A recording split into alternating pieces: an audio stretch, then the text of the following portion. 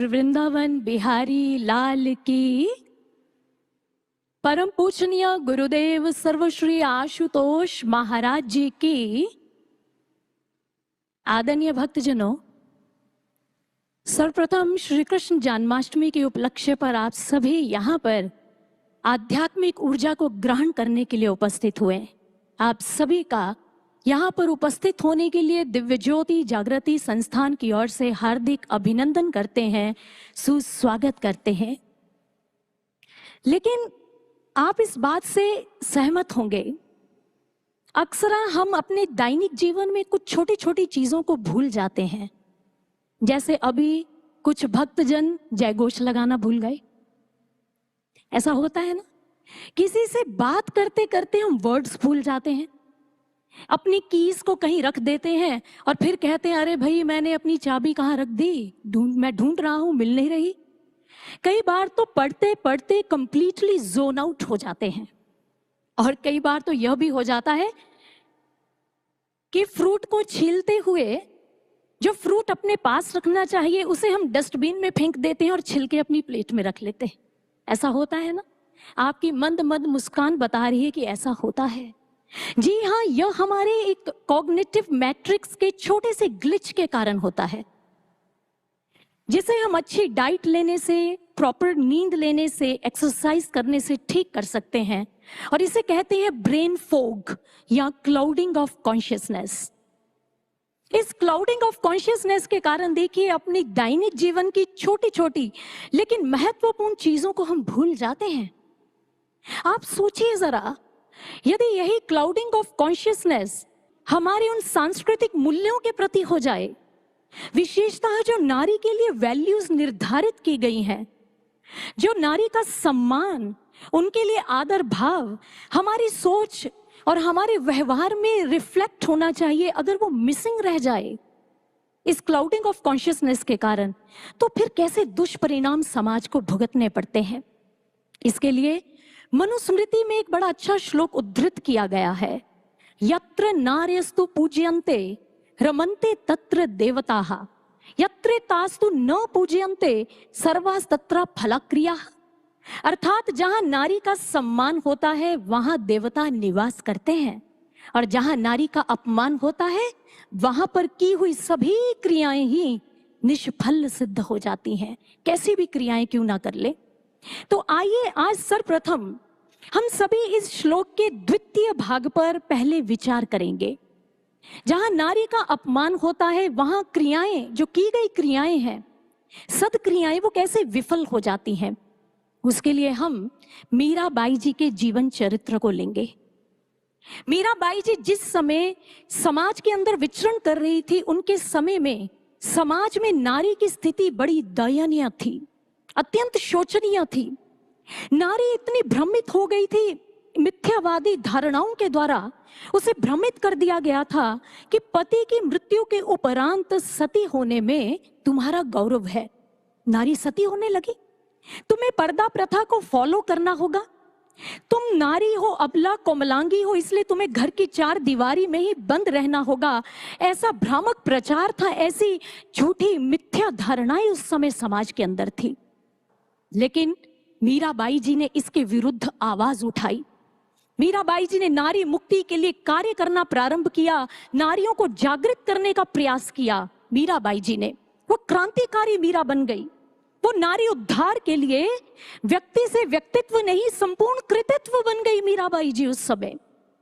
और मीराबाई जी को इस कदम से पीछे हटाने के लिए, उनके प्रयासों को रोकने के लिए उनका अपमान किया गया, अत्याचार किए गए और यहां तक कि मृत्यु घाट उतारने की चेष्टाएं भी की गई। लेकिन भक्तजनों, मीराबाई जी उस सत्य के मार्ग पर अडिगता से आगे बढ़ती रही, वो पीछे नहीं हटी। इसीलिए महात्मा गांधी जी मीराबाई जी को महान सत्याग्रही कहा करते थे। वे उनकी विषपान की घटना को बार बार स्मरण करते थे। अपने लेखों, पत्रों, अपने भाषणों में महात्मा गांधी जी ने बारंबार मीराबाई जी और उनकी भक्ति का वर्णन किया। एक बार तो यहां तक कह दिया कि भारत में हजारों मीराबाई जैसी आज स्त्रियां चाहिए जो भारत की नारी को जागृत कर सके। क्योंकि भक्तजनों, आज के समय में, आधुनिक युग में नारी सम्मान एक प्रमुख सोच बन गई है, एक प्रमुख विषय हो गया है आज के समय में। लेकिन मीराबाई जी ने नारी मुक्ति और नारी चेतना को अपने ही समय में प्रबुद्ध कर दिखाया था। और इसीलिए किसने बहुत अच्छा कहा, नारियों की मुक्ति पहचान है मीरा, पीढ़ियों के लिए गौरवगान है मीरा, भाव की भीनी सुरभि से युक्त है, भक्ति कानन की सुमन अम्लान है मीरा। अम्लान होता है जो मुरझाया न हो, जो प्रफुल्लित हो, जो विरोधों में खड़ी सिर तान कर एक साहस की नई पहचान है मीरा।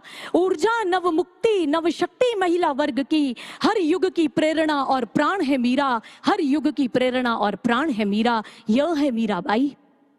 मीराबाई जी का संघर्ष उस समय समाज के किसी पुरुष वर्ग से नहीं था। उनकी लड़ाई, उनका संघर्ष उस अज्ञानता के लिए था जिससे ये सोच और मानसिकता उत्पन्न होती है कि नारी नर से कम है, नारी नर के समान नहीं होती है। और आज की नारी भी ऐसी सोच के साथ ही लड़ाई कर रही है भक्तजनों। आपने ग्लास सीलिंग इफेक्ट के बारे में सुना होगा कि नारियां ऊंचे पदों पर जाने की क्षमताएं रखती हैं, लेकिन एक ग्लास सीलिंग आ जाती है जिसे वो तोड़कर आगे नहीं बढ़ पाती। ठीक इसी तरह एक ग्लास क्लिफ इफेक्ट होता है। तो कहता है women are promoted to higher positions during time of crisis और during a recession when the chance of failure is more. Put in simply, women in these situations are set up for failure. कैसी सोच है देखिए कि नारी को हम उच्च पदों पर आसीन तो कर देंगे, लेकिन कब करेंगे? जब संकट है, अवरोध है और मंदी का समय है, ताकि नारी स्वयं ही अपनी असफलता को घोषित कर दे, वो वहां बैठने से पहले ही घबरा जाए, ऐसी मानसिकता।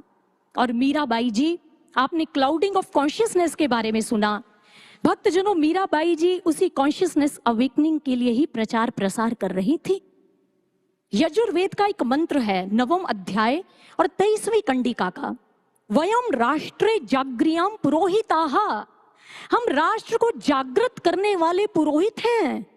यहाँ जागृति आ रही है, जागृति की बात की जा रही है।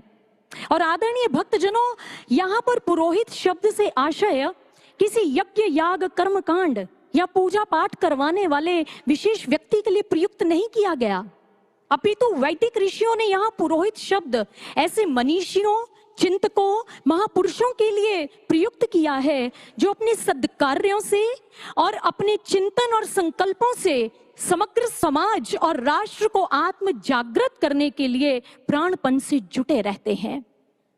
और यहाँ पर पौरोहित्य शब्द वस्तुतः आत्म जागृत अंतःकरण के लिए ही प्रयुक्त किया गया शब्द है। इसलिए हम आपको बड़े गर्व से बताना चाहते हैं, हम भी ऐसे महापुरुष को जानते हैं जिन्होंने ब्रह्म ज्ञान के माध्यम से आत्म जागृति का शंखनाद संपूर्ण विश्व के भीतर किया। जी हाँ, वो अन्य कोई नहीं, वो है महामहिमामय युग प्रवर्तक गुरुदेव सर्वश्री आशुतोष महाराज जी, जिन्होंने अपनी शरण में आए अनेक श्रद्धालुओं को ब्रह्म ज्ञान से आत्म जागृत किया। और आपको हम बताएं, गुरु महाराज जी ने संस्थान का नाम देखिए क्या रखा है, दिव्य ज्योति जागृति संस्थान। दिव्य का अर्थ होता है अलौकिक, डिवाइन, और ज्योति का अर्थ होता है वो ईश्वर जो लाइट फॉर्म में, प्रकाश रूप में हमारे भीतर स्थित है, जैसे हमारे शास्त्रों में भी कहा गया। और उस अलौकिक ज्योति को, दिव्य ज्योति को घट में जो जागृत कर दे, जो सुषुप्त है, जो उसे जागृत कर दे, ऐसा संस्थान दिव्य ज्योति जागृति संस्थान है। यहाँ ईश्वर से संबंधित बातें ही नहीं की जाती, शास्त्रीय बातें ही नहीं, अपितु यहाँ ईश्वर का साक्षात्कार भी करवाया जाता है भक्तजनों, गुरुदेव सर्वश्री आशुतोष महाराज जी की कृपा से। और जिसको भी गुरु महाराज जी ने आत्म जागृत किया, यह आत्म जागृति का सूर्य ऐसा होता है जो जगाता भी है, ऊर्जावान भी बनाता है। इसलिए भक्तजनों, जो भी अपने घट में उस ईश्वर का दर्शन करके आत्म जागृत हुआ, वो समाज को जगाने के लिए आगे बढ़ गया। और गुरु महाराज जी ऐसे आत्म जागृत ब्रह्म ज्ञानियों को सृजन सेनानी कहकर बुलाते हैं। आपने उन सृजन सेनानियों से भेंट भी की है। आप कहेंगे कैसे? आप ही के घरों में जो इस कार्यक्रम का संदेश लेकर आए, वो गुरु महाराज जी के सृजन सेनानी है। इस मंच पर उनके भगवाधारी शिष्य शिष्याओं के प्रवचनों को सुन रहे हैं, इस मंच से नृत्य नाटिकाओं को देख रहे हैं। इनमें से प्रत्येक व्यक्ति, चाहे कोई मंच पर है या सिक्योरिटी पर खड़ा कोई कार्यकर्ता, कोई सेवादार क्यों नहीं है, वो सभी सृजन सेनानी हैं। और हम सभी का एक ही संकल्प है कि बदलेंगे धरती की तस्वीर को, हम बदलेंगे उस आसमां को, हम दिव्य ज्योति से रोशन करेंगे अंधेरों भरे इस जहां को। हम इस राष्ट्र को, पूरे विश्व को आत्म जागृत करेंगे, क्योंकि गुरु महाराज जी का विजन है from self awakening to global peace. इसलिए इस आत्म जागृति की आवश्यकता नारी को ही नहीं, प्रत्येक पुरुष को, प्रत्येक व्यक्ति को है जो समाज के अंदर विचरण करता है। और भक्तजनों, जब मीराबाई जी ने आत्म जागृति का प्रयास किया समाज में, तो उनका अपमान किया गया और वह चित्तौड़ छोड़ने के लिए विवश हो गई। और इतिहास बताता है, जब मीराबाई जी चित्तौड़ छोड़कर जाती हैं तो चित्तौड़ श्रीहीन हो गया, वहां अकाल पड़ गया, सूखा हो गया। सारे समाज के लोग भूखमरी और जल की एक एक बूंद के लिए तड़पने लगे। समाज के अंदर त्राही त्राही का संचार हो गया। ऐसा क्यों हुआ जानते हैं? क्योंकि पहले तो मीराबाई नारी है और दूसरी वो नारी उद्धारक श्री कृष्ण जी की भक्त हैं। जो भगवान की नारी भक्त का अपमान करता है, भगवान उस अपराध को कभी सहन नहीं करते। भगवान शांत हैं लेकिन प्रशांत नहीं। भक्त को कोई कष्ट देता रहे, अपमानित करता रहे बारंबार, वो स्थिर और निश्चल रहे, उनके लिए ऐसा देखना असहनीय है। तो उसके लिए वो उस अपराध के बदले में कुपित होते हैं। उनकी क्रोधा अग्नि में समाज को जलना पड़ता है। और उन लोगों ने जल वृष्टि के लिए इंद्रदेव का आवाहन किया, यज्ञ अनुष्ठान किए, मंत्रों उच्चारण किया गया, लेकिन देखिए सभी क्रियाएं विफल हो गई, निरर्थक हो गई, क्योंकि नारी भक्त का अपमान किया गया था। सज्जनों देखिए, नारी अपमान का ग्लिच अगर समाज में आ जाए ना भक्तजनों, इसके लिए यह ग्लिच जो है, जो नारी अपमान का होता है समाज में, ये पूरी सभ्यता को चुनौती दे देता है।